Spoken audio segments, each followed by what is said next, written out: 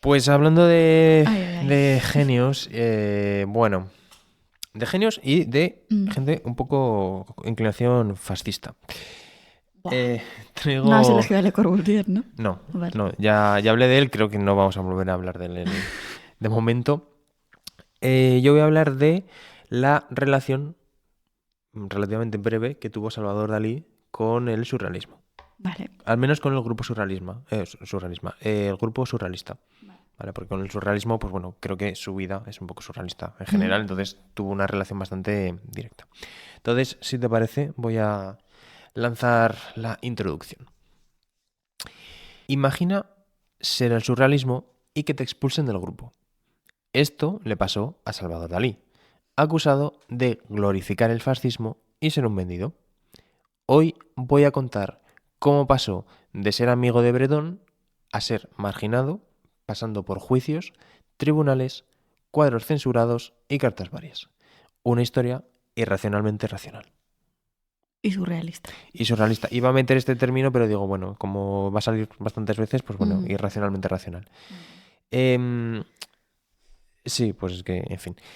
Antes de empezar, tengo que hacer una mención previa porque gran parte de la documentación en la que me he basado para hacer esta investigación, porque no dejan de ser Ujú. investigaciones, procede dicha información de la Fundación Gala Salvador Dalí, ya que esta fundación participó en la subasta pública de buena parte del legado que André Breton conservaba en su domicilio de París, en el número 42 de la Rue Fontaine, que tuvo lugar del 7 al 17 de abril de 2003. Bueno, que entre los manuscritos que compró la fundación, que ahora forman parte del Centro de Estudios Dalinianos de Figueras, cabe destacar los que Bretón agrupó en un dossier en el que a mano y en tinta de color rojizo escribió questions. Claro, questions. Preguntas o Bueno, cuestiones, más en francés, reflexiones, pero bueno, imagino. ¿O qué? entre paréntesis, bueno, alguna de las cosas que saliera, affaire Dalí, el caso Dalí, ¿no? Las cosas de Dalí, ¿vale? Entonces digamos que de esta documentación he sacado bastante Ujú. chicha porque hay bastantes cosas que contar entre Salvador Dalí y André Breton. Pero lo primero, y bueno, también como cerramos un poco el año y bueno, es que no habíamos hablado de surrealismo en este podcast todavía. Bueno, yo hablé de Ah, la que bueno, la de re Leonora, surrealista, sí, ¿eh? pero no del Sí, es movimiento. verdad que ellas estaban apartadas, ¿no? O sea, era como crearon un surrealismo diferente y su propia que la re surrealista, pero del movimiento surrealista per se no, es verdad. Pues voy a hablar de ello. Y es que el movimiento surrealista surge tras la Primera Guerra Mundial como reacción a ella. Ujú. Y se puede considerar que es heredero del movimiento dadaísta, aunque en este caso su fin es un poquito diferente, ya que afirma una nueva realidad que integra el sueño y la vigilia.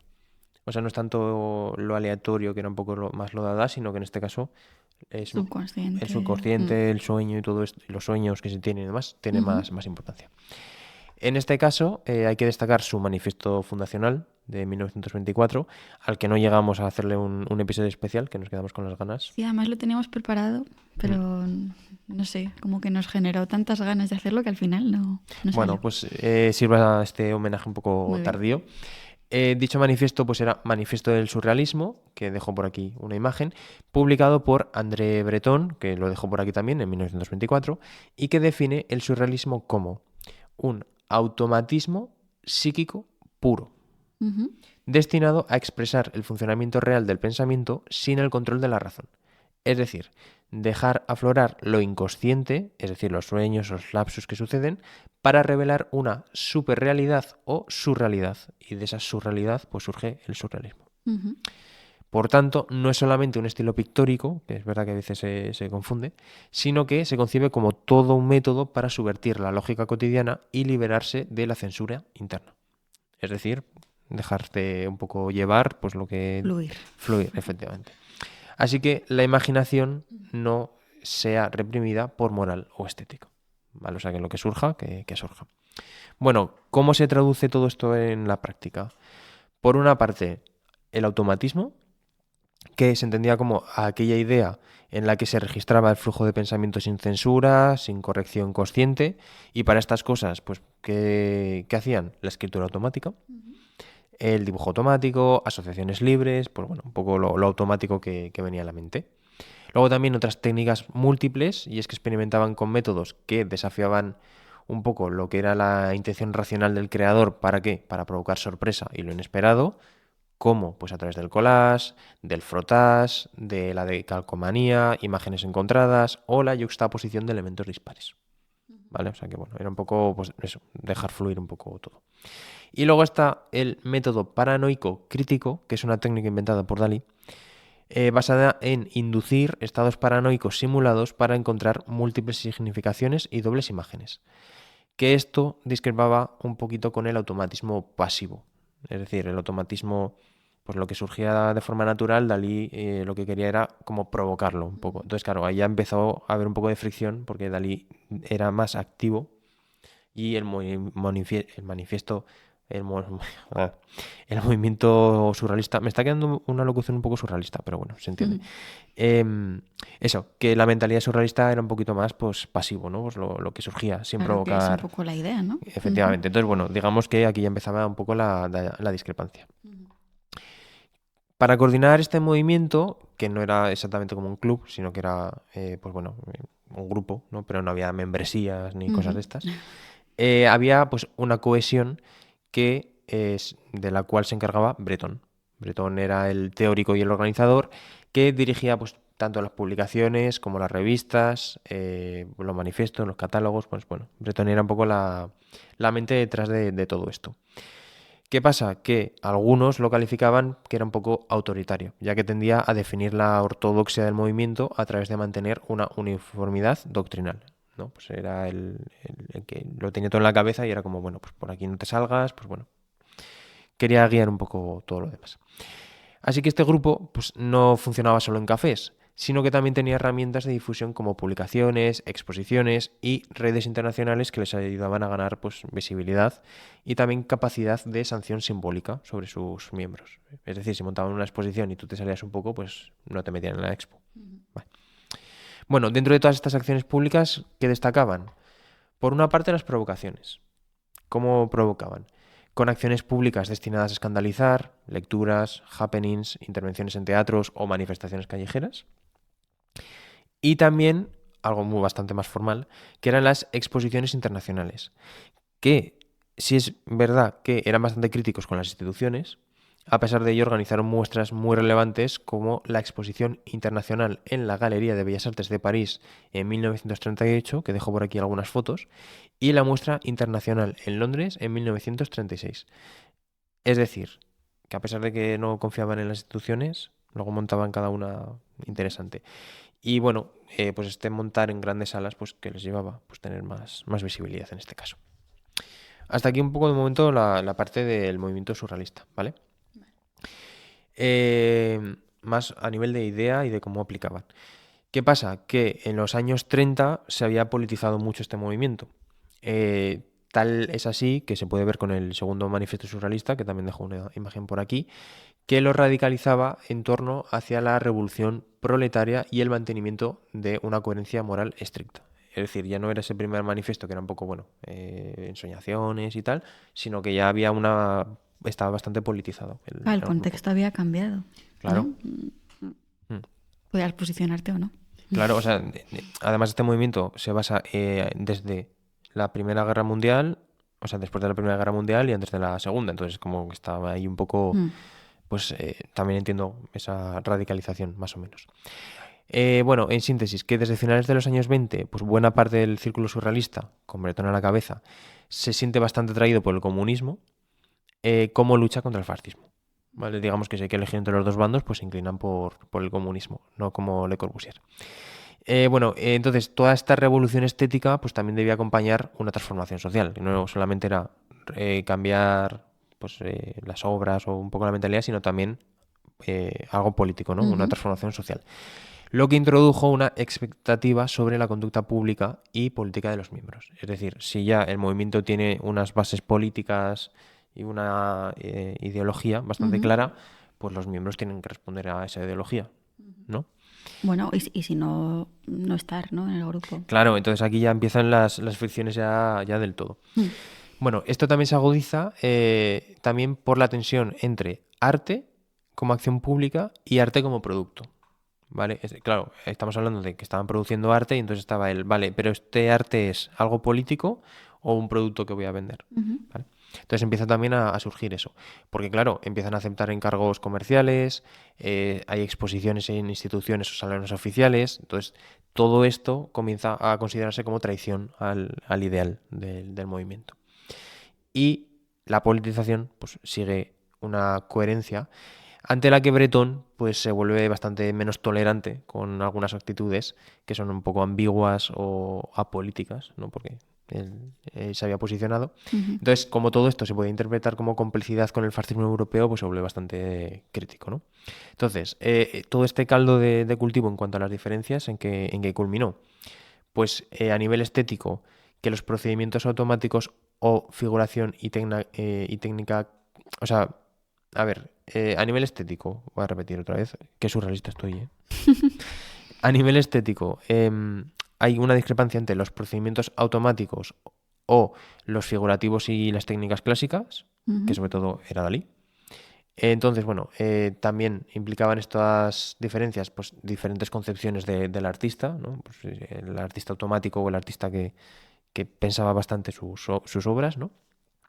A nivel colectivo o la personalidad, es decir, el grupo surrealista o Salvador Dalí, porque claro, se valoraba la acción colectiva y el compromiso, pero claro, también aparecían personalidades que parecían que eran el eje.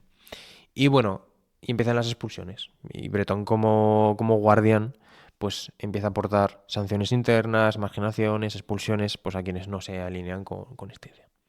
¿Vale? Digamos que todo esto es la base de cómo surge el movimiento surrealista y cómo se politiza durante los años. ¿Vale? Y entonces ahora la cuestión del cierre a salir es cuál fue la historia entre Salvador Dalí y el grupo surrealista.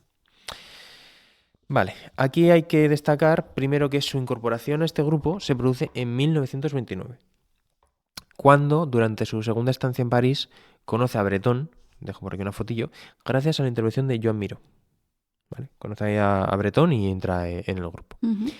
En diciembre de 1931, es decir, 2 años después, publica Reverie, que aparece en el número 4 de El surrealismo al servicio de la revolución, que bueno, esta publicación se considera pornográfica, inmoral y es muy criticada por el Partido Comunista. ¿Vale? Sin embargo, Bretón sí que defiende a Dalí y esto ya empieza a generar una ruptura que se ve, por ejemplo, con la salida de Louis Aragon, que era un poeta y novelista francés bastante relevante del grupo, y se va. ¿No? O sea, que ya Dalí desde el principio empezaba a generar... Yeah. No ayudaba a que el grupo estuviese tranquilo. Bueno, a pesar de ser apoyado por Bretón, este se preocupa por Dalí y le escribe una carta, el 22 de enero de 1934. Está toda la carta, ¿vale? Pero lo que he hecho es coger frases porque es muy larga y bueno, yo creo que estas frases también muestran cuál era la actitud de Bretón ante Dalí, ante la que también estaba liando, que no le ayudaba a tener el grupo tranquilo. Dice Bretón: me pregunté si era admisible que tanto usted como yo continuáramos considerándonos amigos del mismo bando. Debemos pronunciarnos con todas nuestras fuerzas contra este lema consternador del retorno a Meissonier. Que no sé si te suena Meissonier, pero lo estuve buscando y es también, creo que algún episodio se lo dedicaremos. Fue un pintor, bueno, fue el pintor por antonomasia, representante del academicismo en Francia del siglo XIX. O sea, tiene unos cuadros increíbles. Se pegaba casi todo el día pintando, pero hacía unos cuadros figurativos y académicos increíbles. Entonces, bueno, le empieza a decir Bretón a Dalí que a ver si estamos volviendo al academicismo o si está en el grupo surrealista, ¿no? Y de hecho, después de todo lo que han hecho Dada y el surrealismo para volver imposibles estas manifestaciones artísticas. ¿Vale? O sea, ya le empieza a decir, bueno, que con todo lo que ha surgido ya empiezas otra vez a darle vueltas a esto y a destrozar un poco lo que es el movimiento.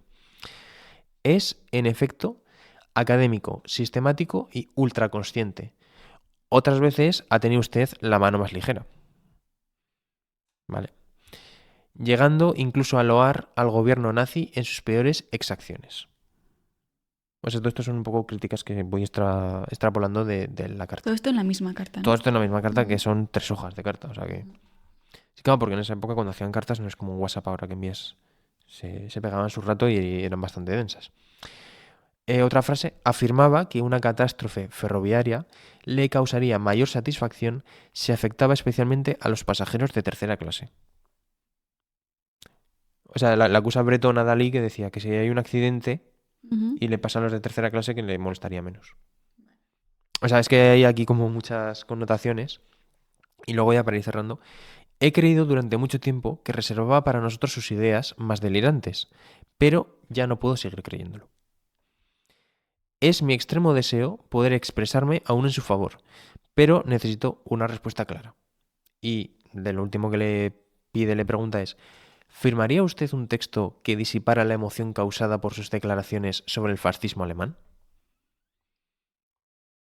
O sea, es una carta bastante intensa que, en síntesis, lo que Breton le dice a Dalí es, me la estás liando, estás volviendo con la figuración, no pertenece mucho a este movimiento y tienes que dejar claro que no estás alineado con el fascismo alemán. Y entiendo que hubo respuesta por parte de Ali, ¿no? ¿O no? Y Dalí respondió, por supuesto, a Breton y le puso, esta sí que la he puesto entera porque lo fue haciendo por puntitos. Me comprometo a someter en 48 horas a la aprobación de los presentes un texto. Y el texto es: primero, respondiendo de manera formal para disipar cualquier equívoco a las preguntas que Breton me plantea en su carta. Segundo, solidarizándome sin reservas con la iniciativa que ha precedido a la publicación de Violet Noziers. Bueno, a una publicación que hubo, pues bueno, solidarizándose. Tercero, en el que adquiero el compromiso de acabar con la propaganda hitleriana a la que estoy asociado y que se ha expresado en diversos lugares. Cuarto, atacando el fascismo y el hitlerismo de modo inequívoco. Quinto, estableciendo que en el cuadro El enigma de Guillermo Tell no he tenido ninguna intención de entregarme a un ataque contra la persona de Lenin ni contra la ideología revolucionaria que éste personifica. Ahora hablaremos de este cuadro. Sexto, abajo Hitler, viva Lenin. París, Vale. 25 de enero de 1934. Salvador Dalí. Vale. ¿Qué pasa? Nos vamos a centrar en el cuadro este que hablaba de Lenin. El 2 de febrero de 1934 presenta un óleo que es El enigma de Guillermo Tell, que lo dejo por aquí. Claro, cuando habla de este cuadro en la carta, que es unos días antes, es porque Breton ya había visto el cuadro, pero no lo había sacado todavía en exposición. En este cuadro lo que se ve es a Lenin con una nalga grotescamente prolongada que por supuesto pues irrita a los surrealistas por la ofensa a Lenin y además que lo expone en la exposición du Cinquantenaire del Salón de los Independientes del Gran Palacio de París. Ujú. ¿Vale? Encima el cuadro lo pone en un sitio Que se vea. y que se deja ver. Entonces, claro, para todos los surrealistas, pues es que este es un centro de arte oficial. Entonces es primero la obra per se y luego donde la expone. Entonces, Ujú. bueno. Y a esto también se le suma el pretendido hitlerismo de Dalí. O sea, es que es un poco un mix. De hecho, el día de la inauguración de la muestra se aprueba una resolución para expulsar a Dalí del movimiento por elemento fascista. O sea, dicen que Dalí es un elemento fascista. Ujú. ¿Vale? El mismo día que se inaugura la expo. ¿Vale? Claro, ellos el cuadro, pues entiendo que ya lo habían visto antes, sobre todo Breton, de ahí lo de la carta. Pero es que se inaugura la expo y ese día los miembros del grupo dicen: Dalí, elemento fascista, hay que echarlo. Vale. Bueno, todo esto pasa el día 2. El día 4 de febrero de 1934, Breton, Benjamin Peret, Tanguy, Oppenheim, Hugnet, Herold y Ernst Brauner, ¿qué hacen? Van al Gran Palais para destruir la obra de Dalí. Pero no pueden. ¿Por qué no? No lo hice muy bien, pero entiendo que aparecen los 6 en el Gran Palais y es como, bueno, Ya. ya os podéis ir, o sea, no vais a reventar nada. Imagino que por seguridad, por los de seguridad o lo que fuese, pues no. Ni una sopa de tomate ahí No, como hacen ahora. no, ni una rajita, ni. No. Bueno, o sea, el nivel de odio que tenían por esa obra, que lo intentaron ir a reventar y no pudieron. No se especifica exactamente por qué, pero bueno, se entiende que por seguridad o por lo que fuese les dijeron, bueno, habéis venido, pues os vais. 2 días después de la inauguración, ¿vale? Entonces, bueno, la ruptura entre los miembros del grupo pues era muy evidente, a pesar de que ese orden del día, pues bueno, no todos votarían a favor de la expulsión de Dalí. Como Krebel, Zara, Giacometti o Eluard, ¿vale? O sea que había ya una discrepancia bastante importante entre quienes defendían que Dalí siguiese y quienes no.